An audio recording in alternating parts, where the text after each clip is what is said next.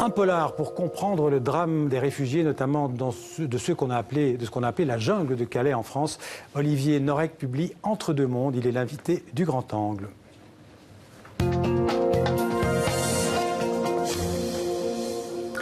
Bonjour Olivier Norek. Bonjour. Alors, Entre deux mondes, donc aux éditions Michel Lafon, c'est votre 4e livre. C'est un roman, un polar, un thriller, comment on pourrait le qualifier? C'est un roman noir. Le thriller, on est vraiment sur l'action et le suspense. Ouais. Le polar, il faut toujours un flic, un assassin et une traque. Le roman noir s'inscrit dans quelque chose qui est plus social, qui est plus sociétal et qui est plus politique. C'est-à-dire qu'il y a un message derrière. Par exemple, en roman noir, Elroy, si vous voulez comprendre les États-Unis des années 60, c'est Elroy, c'est parfait, parce qu'il y a toujours quelque chose de sociopolitique derrière. Eh bien, vous aussi, d'une certaine manière, grâce à l'histoire de deux flics qui n'étaient pas faits pour se rencontrer, un Syrien et un Français, avec leurs deux familles embarquées dans une aventure dangereuse, parfois mortelle. Mais je pense, moi, que le principal central de votre livre, c'est Kilani. C'est un jeune garçon soudanais, échoué, sans mauvais jeu de mots, dans cette sinistre jungle de Calais. Kilani qui va bouleverser, on peut dire, la vie de ces deux policiers. Oui, parce que c'est la dernière chose à laquelle on peut toucher, c'est les enfants. Et ces enfants sont les premières victimes des conflits, victimes des mouvements migratoires, victimes de ces déplacements de population.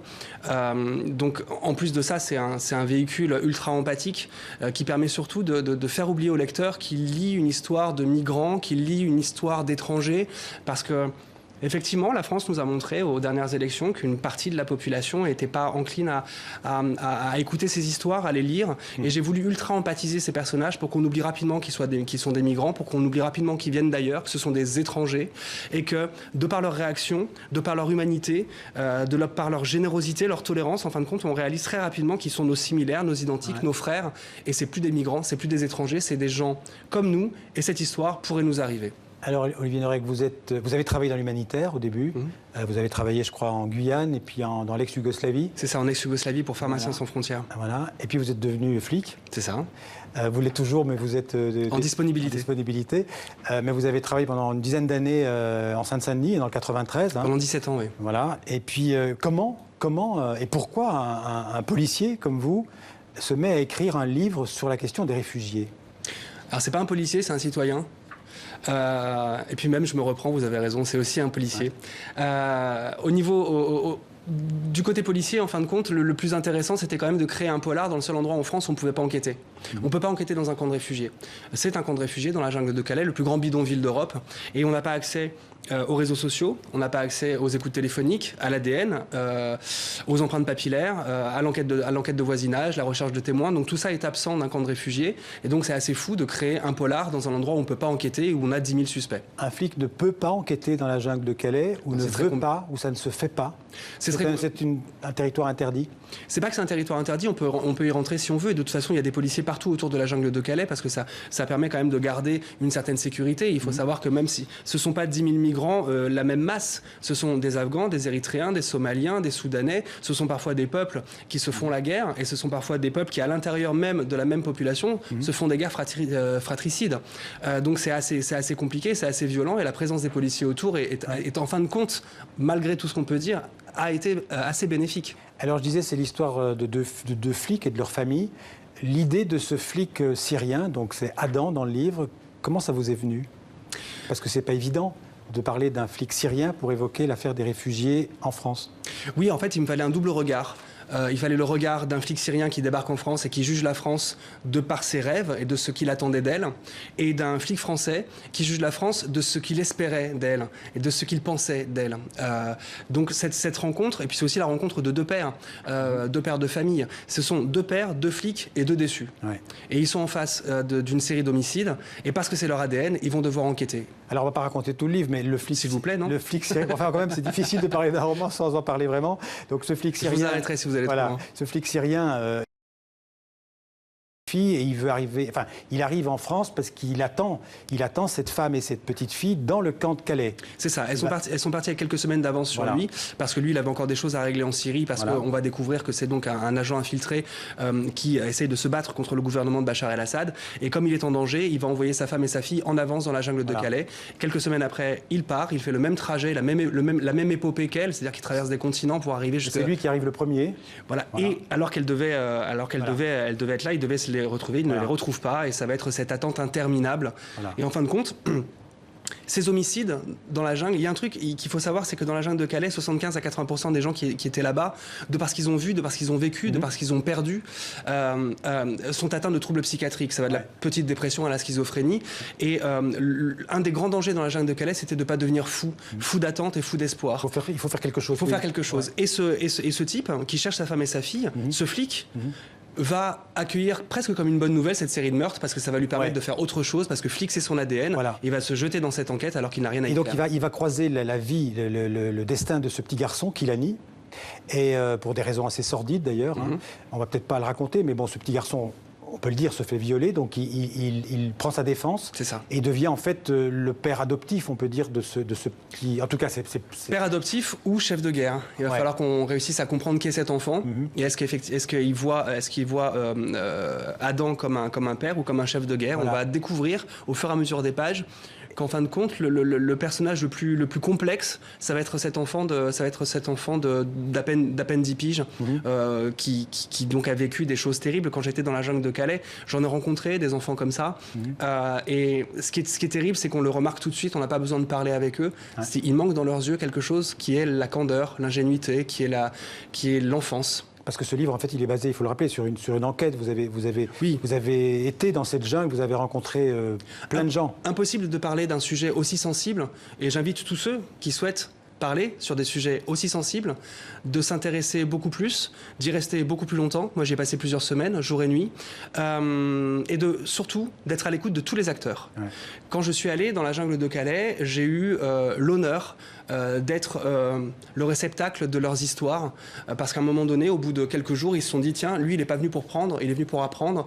Et ils m'ont raconté leurs histoires, je n'ai rien demandé. Ils m'ont raconté leurs histoires comme ils voulaient me les raconter. Vous avez rencontré un certain Ousmane d'ailleurs. Oui, j'ai rencontré Ousmane. Qui est un personnage important du livre. Oui, ça a été la personne qui dans la jungle de Calais a été mon soutien, qui a été mon camarade, surtout celui qui m'a protégé, parce que dans la jungle de Calais, le soir tombé, c'est assez dangereux. On l'a vu il y a encore pas longtemps, plusieurs morts dans un affrontement entre Soudanais et Afghans.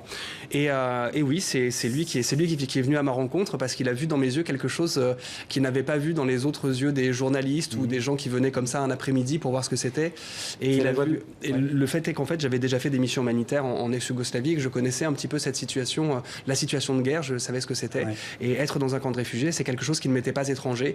Et il a probablement vu dans mes yeux que je n'étais pas là pour juger ni pour prendre, mais vraiment pour les écouter et essayer d'apporter ce message. On peut dire que dans la jungle de Calais, c'est la loi du plus fort. Il n'y a pas de jugement. Vous dites, voilà, c'est plutôt les Afghans qui font la loi dans votre livre.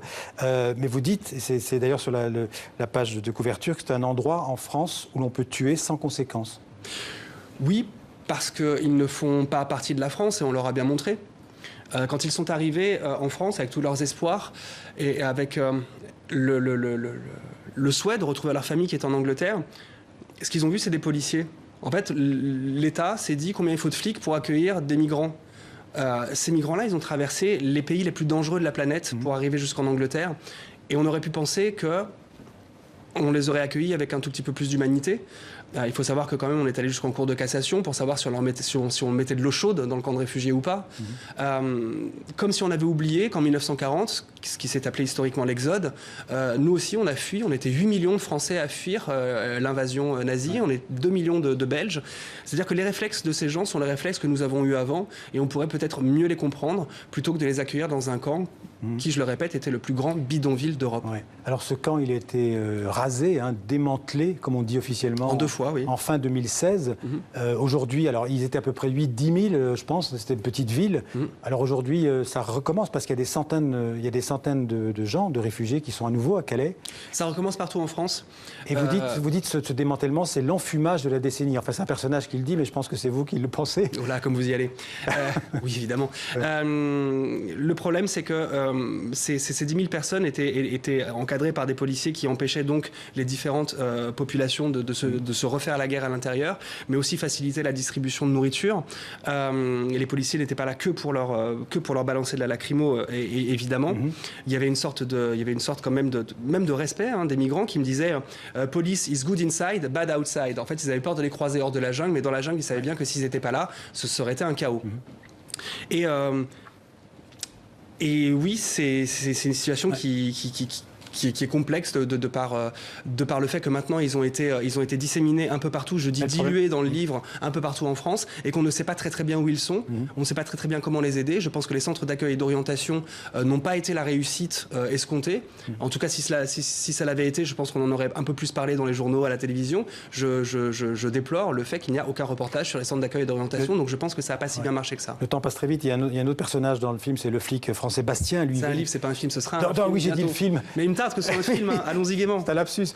Ce sera bientôt un film, probablement. Oui. Donc, il y a le flic français Bastien qui va aider le petit Kilani, donc au péril de sa carrière et de sa famille, puisqu'en fait, il se met hors la loi. Parce qu'il n'y a pas que les flics, mais même un Français qui est ce qu'on appelle le délit d'entraide. Ouais. On ne peut pas aider, en fait, un réfugié. On ne peut pas aider son prochain. Ouais. C'est exactement ça. En l'occurrence, un réfugié illégal. Il y a quand même un petit problème philosophique dans tout ça. Oui, enfin, tous ces personnages vont essayer de se sauver. Ces flics-là, qui sont pour la plupart en dépression, j'en ai rencontré qui ont fait des tentatives de suicide, c'est des flics qui vont pas bien. Ouais. Et souvent, ils se sauvent de cette manière-là, c'est-à-dire que un camion sur deux, quand ils ouvrent la porte, qu'ils voient une famille, ils ferment la porte, ils disent aux douaniers, c'est bon. Ils peuvent passer. Ouais. Parce que ça leur sauve la vie, parce que le soir, ils rentrent et qu'à un moment donné, il va falloir qu'ils se regardent dans la glace et qu'ils regardent et qu'ils fassent demi-tour sur leurs actions et qu'ils essayent de ne pas être honteux c'est le dilemme du flic Bastien dans votre livre. C'est le dilemme du flic Bastien. C'est le dilemme de la quasi-totalité des flics à Calais.